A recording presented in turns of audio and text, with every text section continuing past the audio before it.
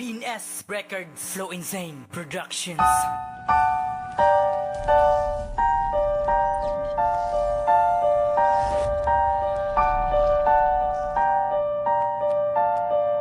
Pagsik ng Surya. Sa mga panahong ito, naging iba na ang takbo. Ang mga tao sa mundo, laging hanap lang ay gulo. Sa oras ng pangangailangan, siya lang ang maaasahan. Kung ikaw ay may kailangan, lagi kang sinasamahan. Kahit saan man magpunta, sa Diyos lagi kang nakikita. Kaya wag kang gumawa ng mga bagay na hindi niya gusto. Lahat ay ginawa, pati pagsakripisyo. Mga masamang gawain ay mapapatawad niya ito. At wag abusuhin ng kabaitan ng Diyos. Gumagawa ng masama, akala mo ito'y maayos. Oo nga at tama ka, hindi na siya nagparamdam. Yung ibang tao sa problema, sila nga'y nagdaramdam. Ngayon ikaw ba ang galit sa iyong mga ginagawa sa oras ng iyong kagipitan? Pangalan ng Panginoon ay dun mo lang naaalala. Ang mensaheng binigay sa atin lamang ng Diyos, na balang araw lilisanin mundo natin ay matapos.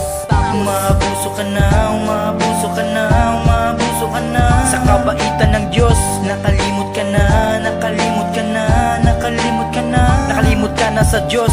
Umabuso ka na, umabuso ka na, umabuso ka na. Sa kabaitan ng Diyos, nakalimot ka na, nakalimot ka na, nakalimot ka na, nakalimot ka na sa Diyos. Sa ginagawa ng mga tao ay ito ang dahilan kung ba't nilimot. Isa na ang mga bisyo, di na natin nabigyan tuon pumasok sa simbahan. At ito ang tandaan at balang araw pagsisihan ang mga ginagawa natin na mga kasalanan. At naaalala lamang sa oras ng kahirapan, ikot na tayo sa pera at nilimot natin siya. Minsan nga pinagmura problema natin sa kanya. Kaya wag mong iisipin na ikay di mapatawad sa mga masasamang gawa. Ikaw ay tinatawag nang dahil lang sa pera tayo ay nagkagulo. Kaya ngayon marami nang dumarating na simbolo, at ang 10 na mga utos ay atin ng sinuway. Kaya ngayon ang mga tao sa mundo'y nag-away-away. At ito ang tandaan sa oras ng pagbabalik, ang hindi nakakalimot sa kanya'y nananabik. Yeah. Umabuso ka na, umabuso ka na, umabuso ka na. Sa kabaitan ng Diyos,